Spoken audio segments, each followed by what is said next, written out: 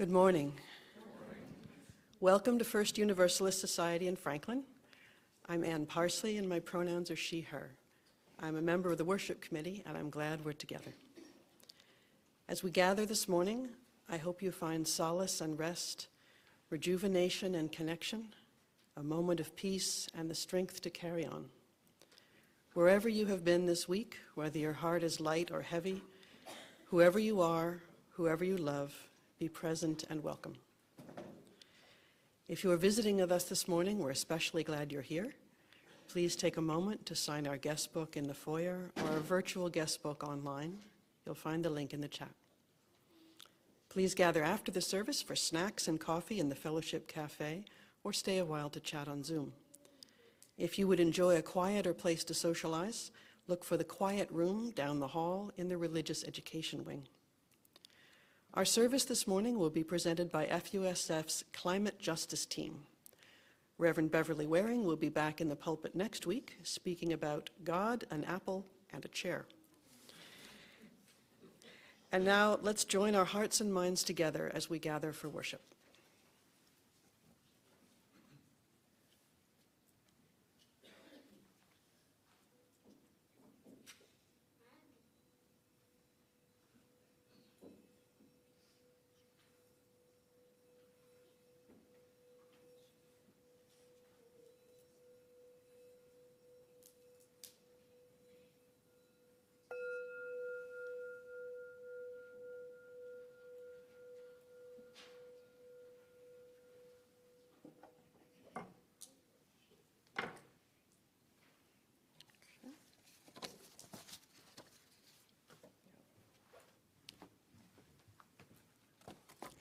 Good morning. My name is Carolyn Barthel, and I use she, her pronouns. I am a founding member of the Climate Justice Team here at FUSF. This is a reading from Sharon Wiley. It is said that ministers are here to comfort the afflicted and afflict the comfortable. I say we are all afflicted, and we are all comfortable. May our time together this morning be a comfort and a confrontation. May we find here peace in times of tumult. May we invite tumult into lives of peace. May we find calm in times of restlessness. May we here allow restlessness to evolve into action. Let this be the place you consider that you've never considered. Let this be the place you imagine for yourself something new and unthinkable. May this hour bring dreams of new ways of being in the world. Come, let us worship together. And now please rise in body or spirit to sing hymn 303, We Are the Earth, Upright and Proud, found in the Gray Hymnal.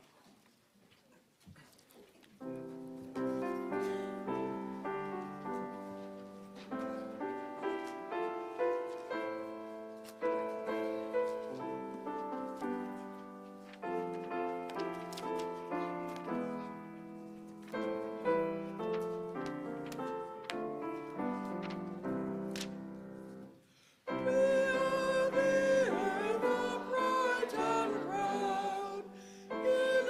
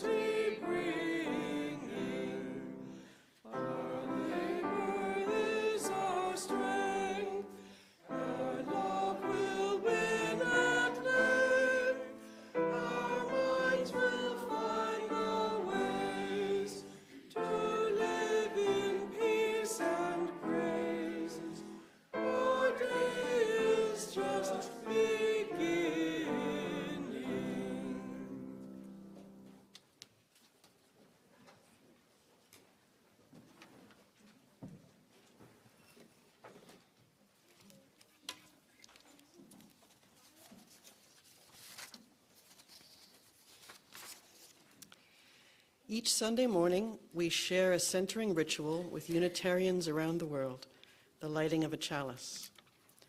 As Julia lights our chalice today, I will share with you these words of Nadine McSpadden. During our darkest moments, still there is hope.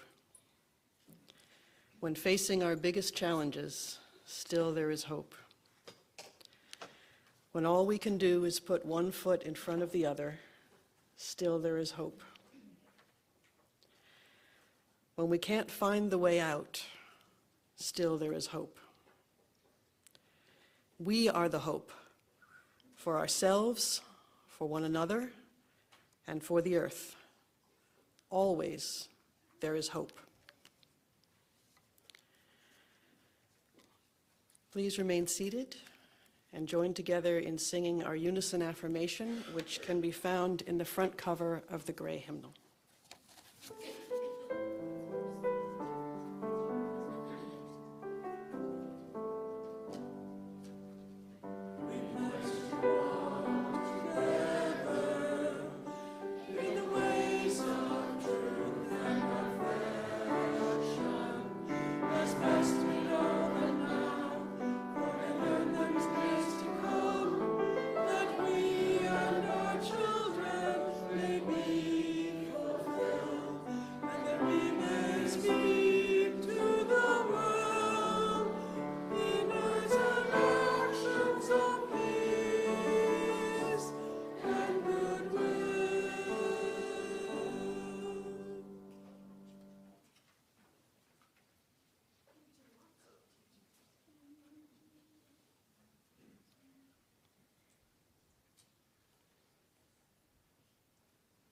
Hi there.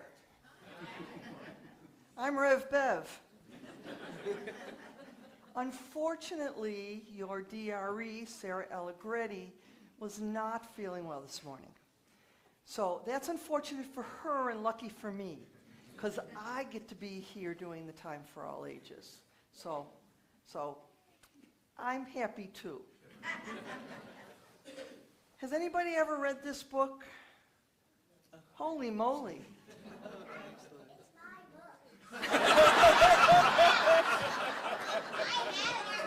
Griselda said it's her book. I believe that because your mom gave it to me. So I am going to tell a shortened version of this book. Who can tell me a little bit what it's about? Just like 4 words. You can have a few more than 4. What's it about?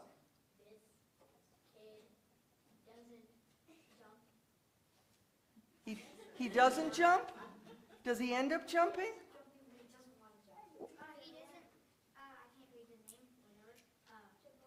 Jabari. He is scared to jump off the high diving board just like me, but in the end he does it, not like But don't give away too much. All right, so it's about a little boy who really, really, really wants to jump off the high diving board, but he's kind of scared, right? That's what it's about. So sometimes there's something, right? Sometimes there's something that we know in our heart that we really want to do. Maybe it's jumping off the high diving board. I can't imagine why, but sometimes that's what you want to do. And maybe it's that we want to attend a protest. Or maybe it's we want to take a little step towards fighting climate change. So there's things that we want to do, but sometimes we're scared, or we're nervous about it, or we just feel overwhelmed and we don't quite know how to do it. So I hope that you're going to find a little bit of inspiration from Jabari's story. So he goes to the pool with his dad, and he says, I want to jump off that high diving board. And one day he says, this is the day I know I'm going to do it. I know it. And he goes to the bottom of the ladder leading up, and he looks up and up and up. And he says, today's not the day I'm going to do it. And he watches other kids do it. And he stands there and he knows, I really want to do this. And look, all my friends are doing it. So finally, he says, today's the day. And he goes and he looks up again and he lets the kid behind him go first. And then he lets the kid behind that one go next. And then he lets the next one go next. And then there's no time left, so he doesn't go off the diving board that day. So when his dad comes to talk to him, he says, well, I'm not scared. I'm just too tired to climb the ladder today. And then he remembers, I didn't stretch first. Got to stretch before you dive off of a diving board. So his dad says, you know, it's okay to be a little bit scared. But here's what I do, said his dad. When I'm a little bit scared, I take a really deep breath, really deep, and then I let it out, and I tell myself, now you're ready. And usually that helps stop that scary feeling. And then it's a little bit like a surprise, because now I'm really ready. So Jabari, he actually loves surprises, so he thought he would give that a try. So he took a deep breath, and he started to climb, and he went, and he climbed, and he climbed, and he climbed, and he got up to the very top, and he went to the edge of the board, and he took another deep breath, and he said, I can do this, and he let that breath out, and surprise, he was flying, and then there was a big splash. He did it. And so he started to celebrate with his dad. And now Jabari knows that he's a really good jumper, and he wants to do it again. So he took his time, and he did it again. And every step of the way, his dad was there, cheering him on, saying, I knew you could do it. And once that first jump happened, he wanted more and more and more jumps. So, what inspiration can we get from Jabari? Throughout this week, I want you all to think about when you get nervous about something, what will it take to just make one little step towards that goal? And who do you need with you, cheering you on to do that? And I think that once you figure that out, parents, excellent answer. Once you figure that out, I think there's almost nothing that you can't accomplish. As long as your parents are there cheering you on and saying, okay, this is a good step for you to take today.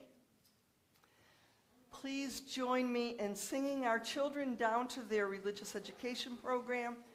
If you're new with us, the lyrics are on the order of service.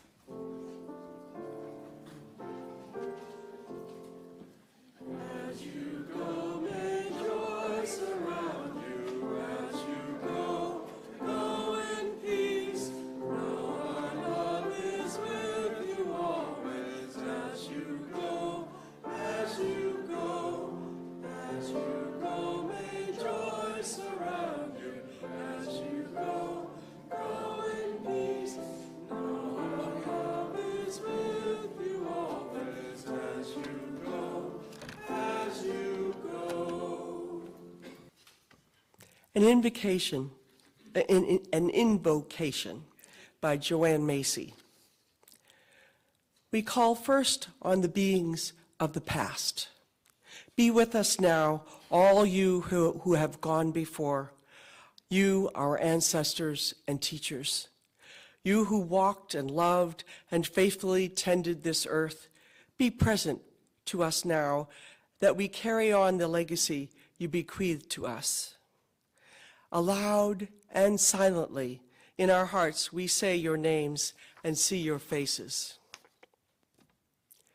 We call also on the beings of the present, all you with whom we live and work on this endangered planet, all you with whom we share this brink of time. be with us now. Fellow humans and brothers and sisters of other species, help us open to our collective will and wisdom. Aloud and silently, we say your names and picture your faces. Lastly, we call on the beings of the future. All you who will come after us on this earth, be with us now. All you who are waiting to be born in the ages to come, it is for your sakes, too, that we work to heal the world. We cannot picture your faces or say your names. You have none yet.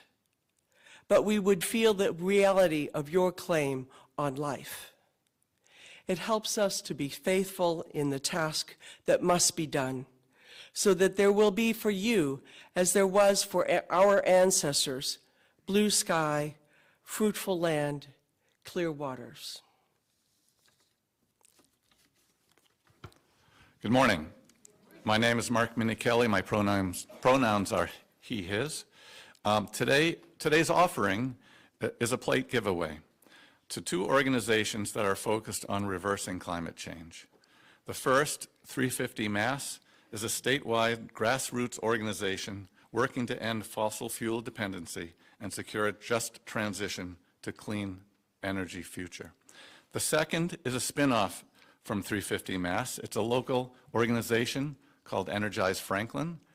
We host a website here in Franklin to share actions that people can take, testimonials about people who have taken actions, and all of this to help, and events, local events that can be, people can attend in order to help reduce our carbon footprint.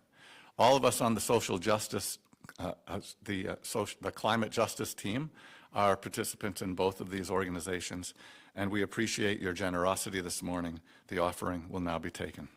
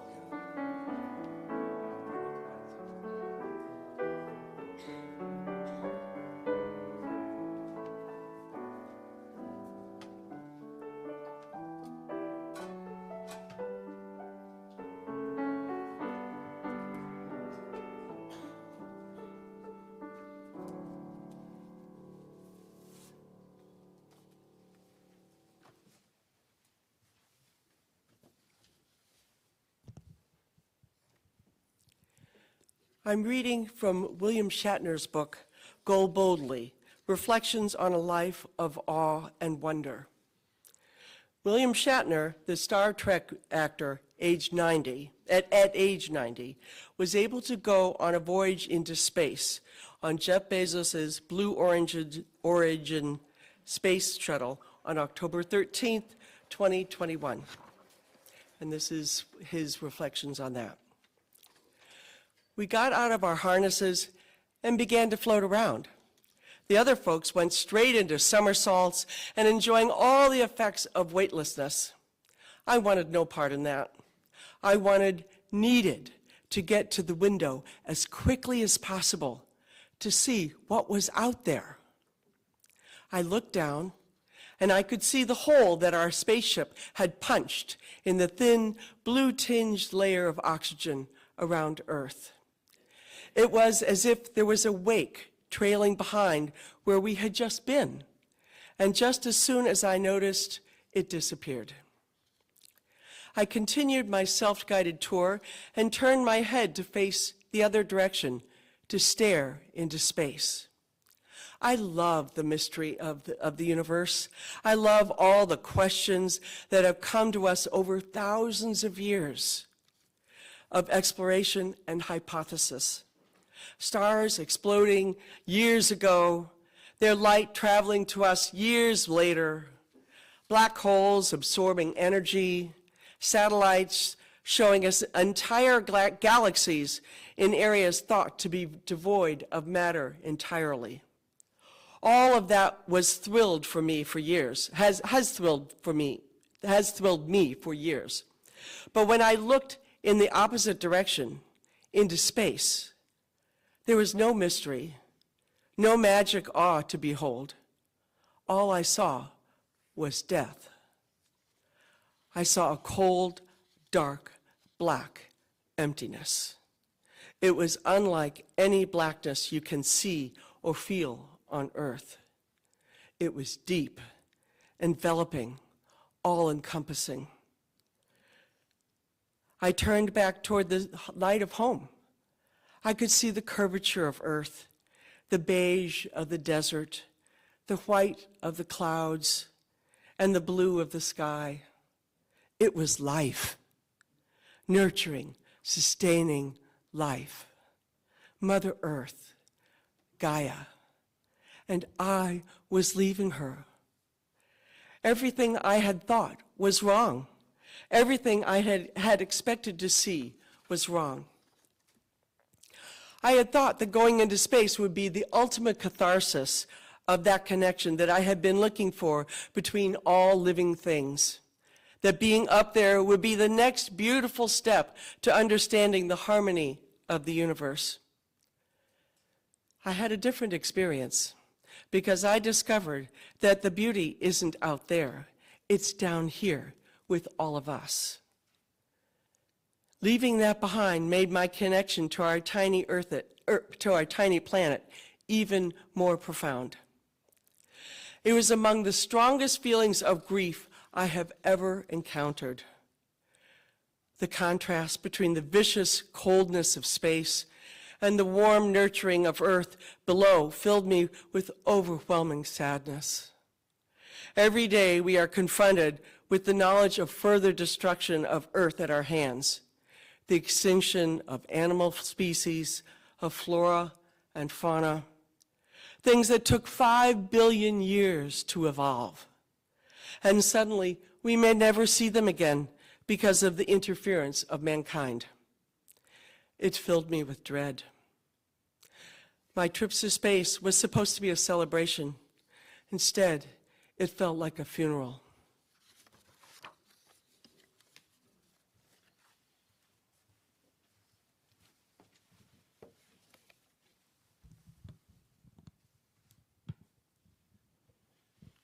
Good morning. My name is Rand Barthel. I use he, him pronouns. I am a founding member of the Climate Justice team here at FUSF. We have given several services about climate justice over the last few years. Our goal has been to inspire our fellow congregants to connect the climate justice issue to our UU values and principles and to take action grounded in faith. Climate change arouses strong emotions: fear, loss, grief, overwhelm, and rage, to name a few. In our past services, we have often tiptoed around this emotional volcano, not wanting to leave our audience feeling depressed or hopeless. We've taken an informative, here's what you can do approach. Action is the antidote to despair has been our mantra. And so it is. Quite a few of you have taken action in your personal lives or joined us in actions of various kinds. The risk with this approach is that if you're not careful, you end up with a lecture instead of a worship service. Last year's service with the Lamentation was very moving for many people.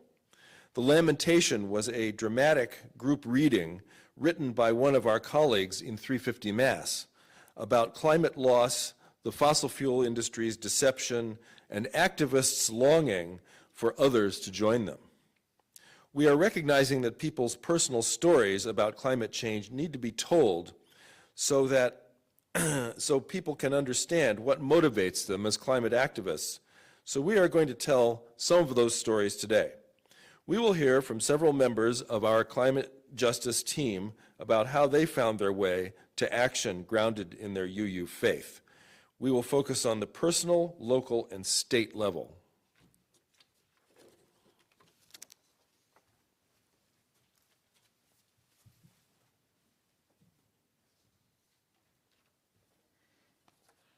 Good morning. My name is David Rittenhouse. I use the he, him pronouns and joined FUSF last summer. I've lived in Franklin for 31 years and would like to share how I'm putting my UU faith into action personally. I'm a fan of minivans. I've owned 5 Honda Odysseys. As an outside salesperson, my company reimbursed me for gas, but as I learned more about the climate crisis, it bothered me that I sometimes used as much as 1,500 gallons of gasoline in a year in my car. I felt a moral responsibility to do my part to reduce emissions. So in 2019, I switched to a plug-in Toyota Prius. Driving a smaller car took some getting used to, but it feels good to know that the Prius uses 4 times less gas than my old Odysseys. While I plan to switch to an all-electric car in the future, I have been very happy with the plug-in Prius for the last 5 years. So the next time you're in the market for a newer used car, maybe consider getting something smaller or electrified or hybrid. This really helps reduce carbon dioxide emissions. I'm also a fan of Franklin Matters, a free daily email newsletter by Steve Sherlock. And from this, I heard about a climate action group, 350 Mass Franklin Node. I started going to meetings in 2021. Wow! Because we were meeting on Zoom due to COVID, I didn't realize at the time that it was the FUSF Climate Justice Team that was the core of this group. But this contact later led me to explore joining FUSF. I've been very happy here among people who take action based on the principles of their faith, and that includes climate justice. There are other things that we can do to support climate justice, of course. If you own your own home, you might consider putting in solar panels on your roof. Home energy projects do take time, literally years. In 2021, I replaced the shingles on my old 30-year-old house so I could install solar panels the next year. They are now generating 80% of my electricity needs, and they'll pay for themselves in 6 years. And they come with a 20-year warranty, so you come out ahead in the end. We should have some slides up. In March 2023, 350 Mass team launched Energize Franklin. This is the homepage of the energizefranklin.org website. The purpose of this website is to help you identify realistic, achievable personal goals for reducing your contribution to climate change and give you information about concrete steps that you can take to meet those goals. It also allows you to submit testimonials sharing your successes with the Energize Franklin community. We encourage everyone here on Zoom to join this totally free website. The only requirement to join is to give your email address or log in via Facebook or Google. We don't share your email address and we rarely send emails. There are 351 cities and towns in Massachusetts, but there are only 25 Mass Energized websites currently. So, like the Franklin node of 350 Mass, Energize Franklin is a resource for surrounding towns, not only for Franklin residents. Slide 2, Take Action, is one of the 4 action buttons on the home page. This slide shows 6 of the 22 actions available. Here you can think about or create 1 or more to-dos of these earth-friendly activities. Slide 3, Testimonials is the third action button on the homepage. We currently have 22 testimonials ranging from the gamut of people experiences with EVs, solar panels, and heat pump installers, etc. Truly a wealth of information from local folks. For example, you might know the fellow who offered the third testimonial. If you'd like to learn more about Energize Franklin, please see the handouts on the side table under the flowers on the wall there. We will also be available to talk after today's service. Please also consider joining Energize Franklin meetings at the Franklin Public Library, 9:30 a.m. on the first and third Saturday of each month. Trying to help ensure that my grandson will have a healthy planet to live on has been very energizing for me. I love knowing that I'm doing my part, and you can too. Thank you.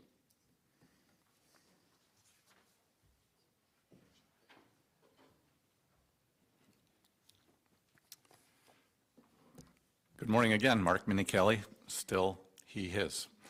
I've been a member here at FUSF since my wife Lee and I joined in the fall of 2018. We are Franklin residents, actually re-residents, because we both grew up here many, many years ago. And I'd like to share with you some of the ways I'm putting my UU faith into action locally. One of the aspects of Unitarian Universalism that attracted me was the focus on actively living out our values and principles. For me, the UU values and principles all feel right. There is little to question regarding my belief in our values and principles. Regarding climate justice, there are several values and principles which are very relevant. Jake, I'm not sure if it's up yet, but values and principles slide, please. The most obvious example, our shared value of interdependence, states, "We honor the interdependent web of all existence and acknowledge our place in it." This text is very similar to the UU's seventh principle as well. In addition, our shared value of justice states, "We work to be diverse, multicultural, beloved communities where all feel welcome and can thrive." This is not consistent with the long-standing practice of citing coal-fired and gas-fired power plants in economically disadvantaged communities. And our fourth UU principle states, "A free and responsible search for truth and meaning." This principle reminds us all to seek out real, scientific data and to draw honest conclusions about human effects on climate and the resulting impacts of unchecked climate change. To me, these speak so clearly to the need for us to act on behalf of the future health of our planet, for the sake of generations of life to come. My personal plan of action was to become a more active member of the Franklin community.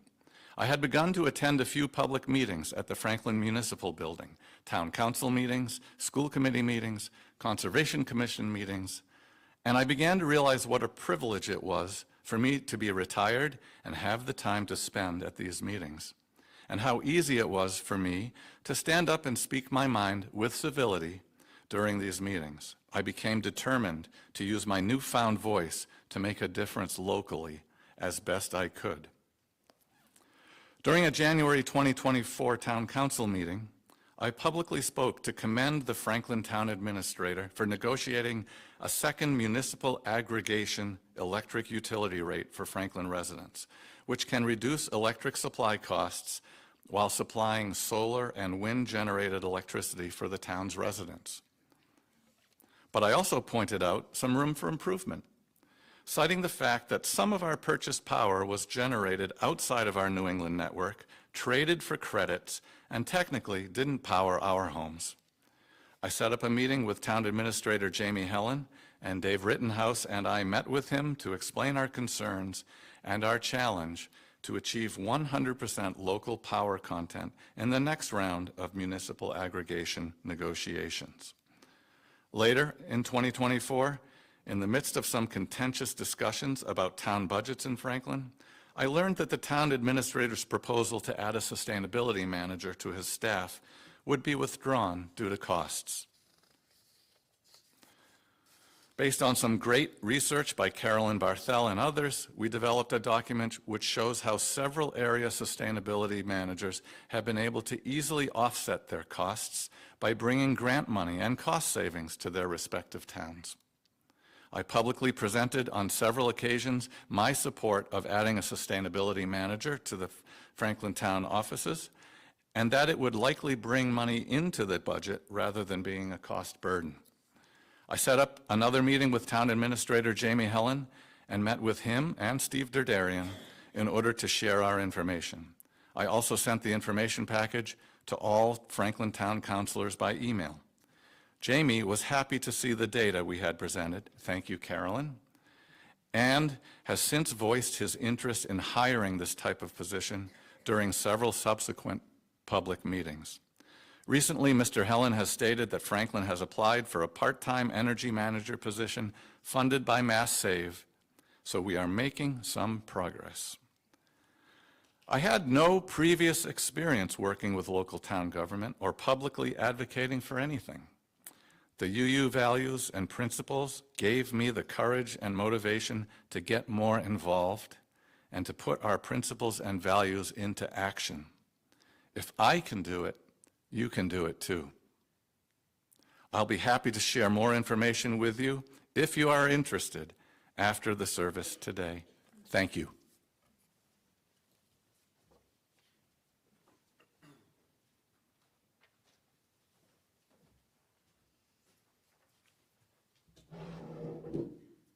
That's noisy.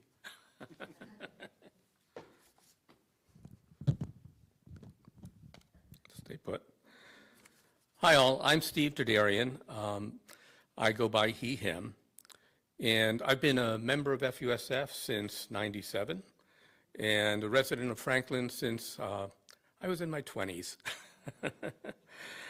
I became involved in FUSF's climate justice team out of concern over the increasing degradation of our planet's life systems due to climate change and out of concern for my grandchildren and future generations' ability to live a quality life.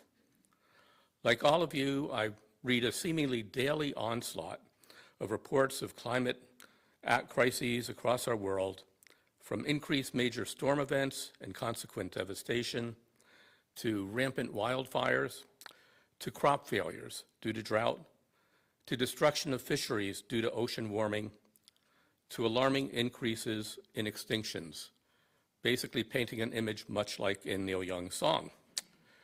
I came to strongly feel I needed to get plugged in, learning more about the causes and consequences of climate change and how to best get informed to take informed, effective actions to help control it.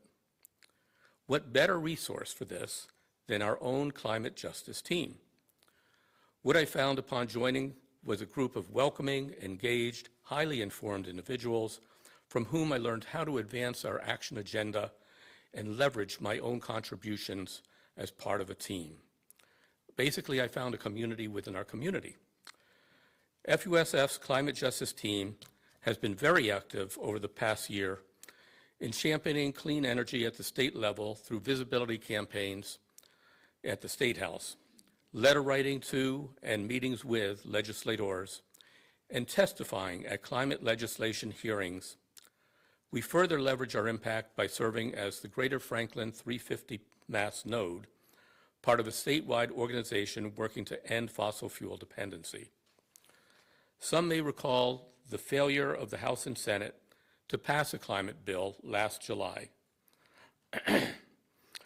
Our climate justice team was highly visible afterwards with other activists outside their closed-door meetings, making it clear lack of action was not acceptable. They went back to work and crafted the final landmark bill in an extended session, which Governor Healy signed into law in November. This major legislation will accelerate development of clean energy across Massachusetts.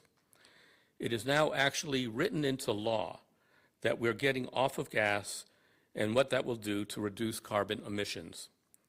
One key feature is expedited siting and permitting for clean energy infrastructure, which will greatly speed up realizing the benefits as we work towards the Commonwealth's goal of zero carbon emissions by 2050. Another key is allowing our gas companies the option to do geothermal, opening a whole new realm of business that has them thinking in terms of reducing carbon emissions as part of their mandate. This is a first in the nation, encouraging geothermal on a large scale, joining neighborhoods together in network systems that heat and cool homes free of carbon emissions. Eversource has successfully completed a pilot project in Framingham, proving its feasibility and setting the stage for successful growth of this program. In the new legislative session, we'll be working to see our state Congress puts more teeth into getting off gas and further making these clean energy services available to low-income people, a social justice imperative. Towards this end, we'll be pushing to further bolster the services provided by MassSave, the Commonwealth's nation-leading energy efficiency program. MassSave is already one of our state's best-kept secrets in reducing household energy needs and making clean energy affordable. I recently, myself, had a comprehensive energy audit performed on my house.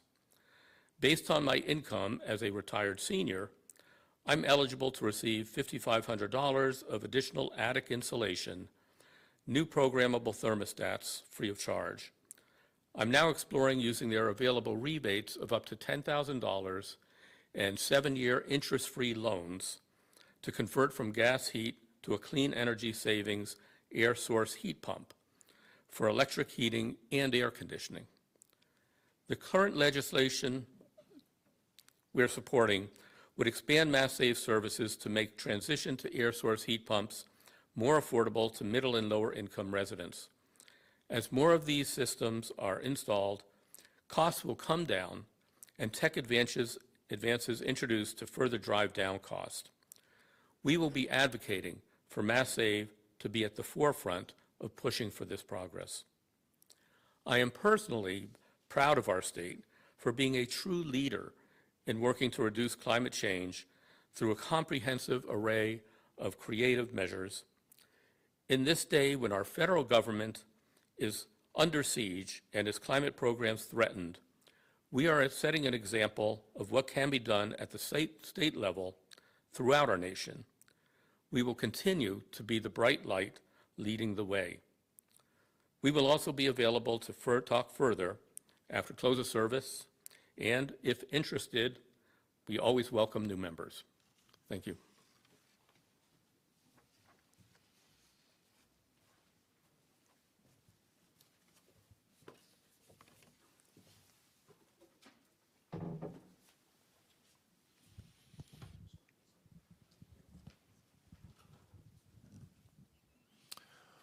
William Shatner continues.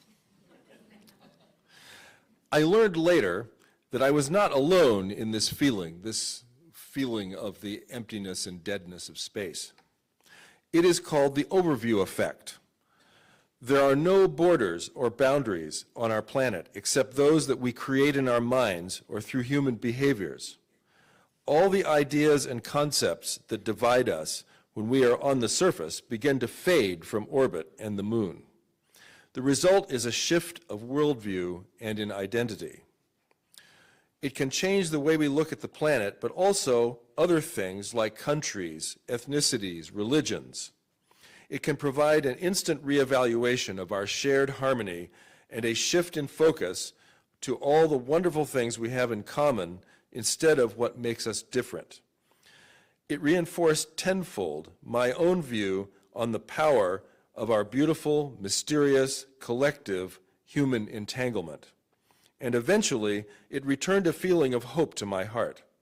In this insignificance we share, we have one gift that other species perhaps do not. We are aware not only of our insignificance, but of the grandeur around us that makes us insignificant. That allows us, perhaps, a chance to rededicate ourselves to our planet, to each other, to life and love all around us, if we seize the chance. Please rise in body or in spirit to sing Wake Now My Senses, number 298 in the Gray Hymnal.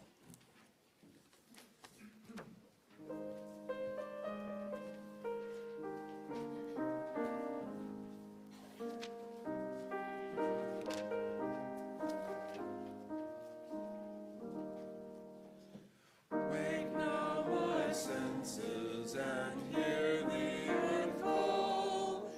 Feel the deep power of being in all. Keep with the web of creation your vow. Leading, receding as love shows us how. Wake now my reason, reach out to the new. Join with each pilgrim with quest for the true. All with the beauty and wisdom of time. Suffer thy limit and praise the sublime. Wake now compassion, give heed to the cry. Voices of suffering fill the wide sky. Take as your neighbor both stranger and friend, praising and striving their hardship to end. Wake now my conscience with justice thy guide. Join with all people whose rights are denied. Take not for granted a privileged place. God's love embraces the whole human race. Wake now my vision of ministry clear. Brighten our pathway with radiance here. Mingle my calling with all who will share. Work toward a planet transformed by our care.